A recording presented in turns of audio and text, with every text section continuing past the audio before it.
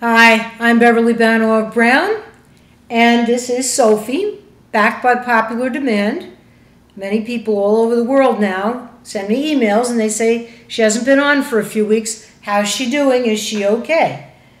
Well, she is. I've also been asked, is she a Maltese? Is she a Yorkie? She is a combination, 3/4 Maltese and 1/4 Yorkie, and all love. 100%.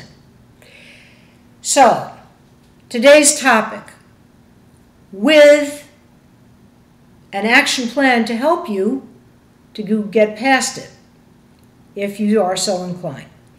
The title is Narcissistic Relationships, Repetition Compulsion, Part 2, The Lure of Indifference.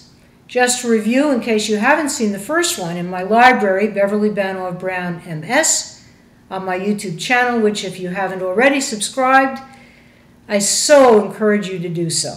We're building a beautiful YouTube community, and I hope that you will consider, free of charge, becoming a part of it. Anyhow, the first repetition compulsion segment that I did was subtitled The Familiarity of Chaos. Why do I say repetition compulsion? And what is the lure of indifference? Repetition compulsion, the way I understand it currently, is a Freudian term which very wisely identified the fact that when a child, when a baby, from earliest time, the day you're born, I believe it goes back even into whatever happened to your mother and your family during your time in the womb sometimes, goes from conception up till about the age of 7 or 8 and is an incredibly highly absorbent sponge for everything that they've seen, everything they've heard, every undercurrent of energy and possible happiness or discord that's occurring in the family. They have nothing to do to filter out what is not a happy message. They take it all in. And in many cases, unfortunately, in our family lives and in our communities when we were little, there were influences that may have given us the message that our opinions weren't important, that love and life has to be a struggle, that a relationship does not have much room for harmony and joy, ecstasy and bliss. And so the message is that love has to hurt. So, what does this mean in terms of the lure of indifference, you might ask? The lure of indifference is all about having a partner or being attracted repeatedly to situations where you're not being honored, where you're being disrespected. Let me give you an example. Sometimes something beautiful will happen. You'll read something, an article, a book, you'll see a movie, and you'll be all excited because it's something that has stimulated your intellect, perhaps your heart, your spirit, and you just can't wait to share it with this person who you love. Okay, so you go sit over there. And what happens then is the conscious part of you quite naturally would like to call or see the person or write to them about it and say, wow, I saw something so marvelous. I thought right away what a joy it would be to bring you into this and share it with you, and then maybe you'll see it or read it and we can discuss it. That is a natural, wonderful human impulse. Where's the problem then, you might ask? The challenge becomes, if you've manifested a partner who doesn't really take the time to listen, who'd rather be checking text messages or emailing other people, or maybe covertly flirting with some online person he's met or she's met online on a dating site that he's not really supposed to be going on because perhaps you're in a committed, supposedly monogamous relationship and he's not honoring it. The lure of indifference, then, is all about drawing to you somebody who in the beginning may seem like a really attentive, kind, loving, generous person who's fascinated with your every word, who wants to know your every thought, your every quirk, your every aspiration, and it doesn't last long. At some point, they change. At some point, usually after 3 to 6 months, if you get that far even with it, because often it's revealed even sooner, they turn on you and become very complacent about phoning you when they say they will, keeping dates, being on time, listening to you, really wanting to hear your heart. And the conversation becomes spotty and it becomes very superficial. And what's important to you is clearly communicated, really doesn't matter very much to him or her, as the case may be. Now, if you didn't have the repetition compulsion leanings or inclinations, you would simply say to the person, I really feel unheard when you sit with your nose in the magazine while I'm trying to share with you something about my family or something about my work that is really important, or this marvelous hobby that I've been pursuing, or this great concert that I'd like us to go to together so we can share some quality time.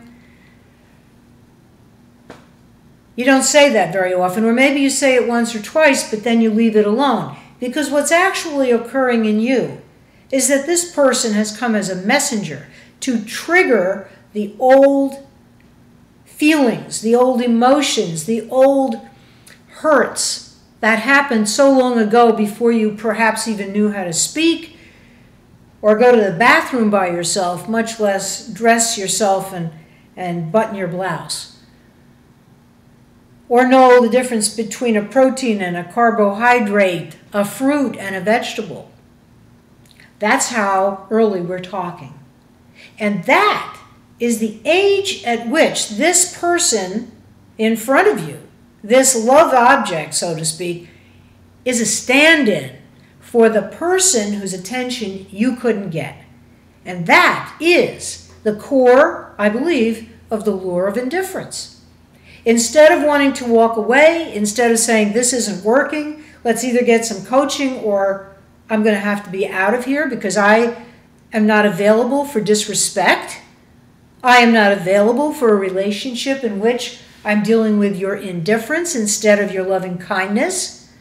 I give you attention and I want to be treated at least at that level of functioning. And nothing less will do. You don't say that. You may feel it, you may think it, but you don't say it because that little kid part of yourself, or that baby part of yourself, or that young teenage part of yourself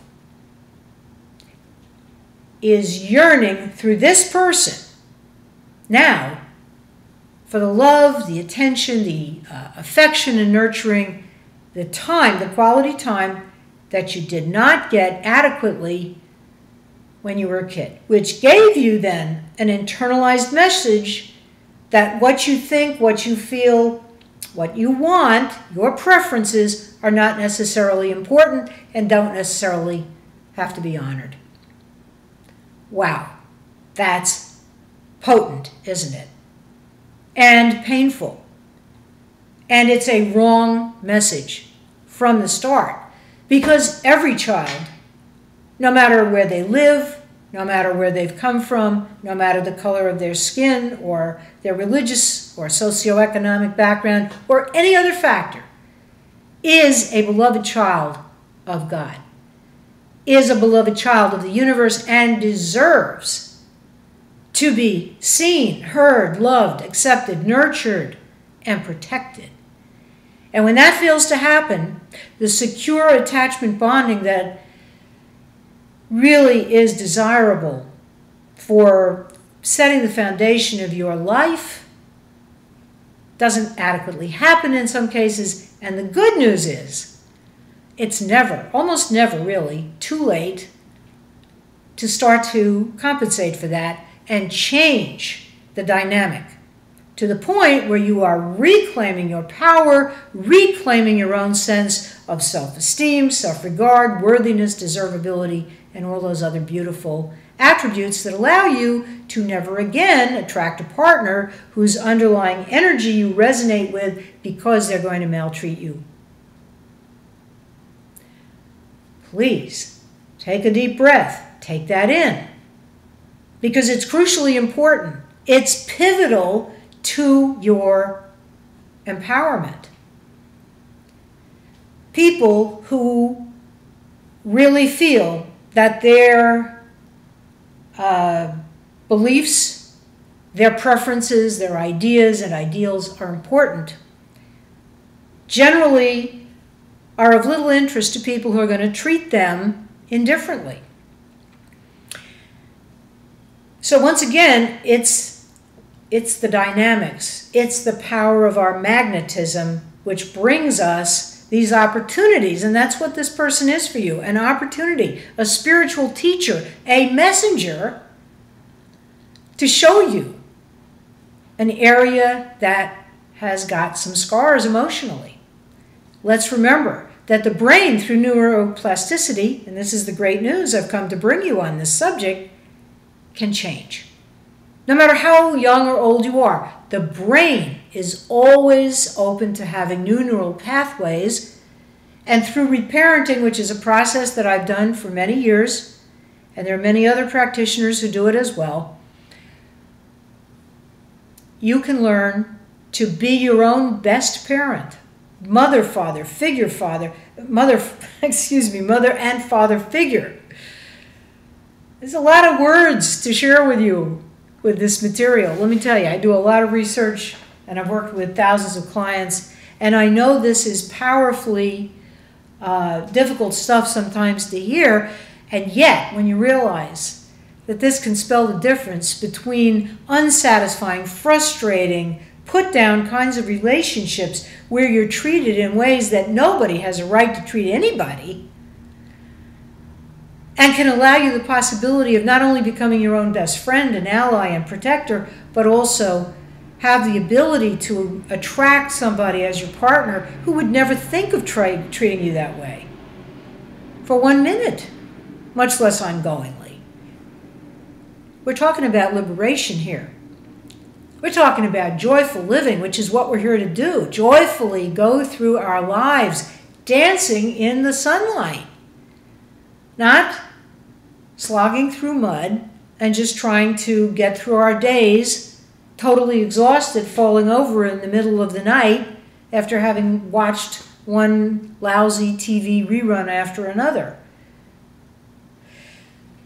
Okay, so what to do? Let me leave you with some golden nuggets from my 30-plus years now of working with clients from all over the world, every age, size, variety, and preference. Golden nugget number 1, about how to get over the repetition compulsion and the lure of indifference is meet yourself where you are. Do not judge yourself for being here. You did not do anything wrong. Golden nugget number 2, you are a beautiful child of God and you have a right to be seen, heard, and accepted unconditionally. Golden nugget number 3 for today, please, please, please do not try to do this work alone. This requires someone who is highly experienced with reparenting. It is very, very critically important that you have the support of an experienced professional person, I believe, in doing this work. In the meantime, next golden nugget, understand that the person in front of you who's treating you this way probably had some sort of abusive situation they're coming out of themselves, and while it certainly doesn't make their treatment of you right or justified, for now, if you choose to stay, understand that you, by changing yourself, will see eventually a change in the other person. But you can't set out to manipulate, control, or fudge any of this. It all starts with you. I'm Beverly Banor Brown. Until next time, thanks so much for watching, and bye for now.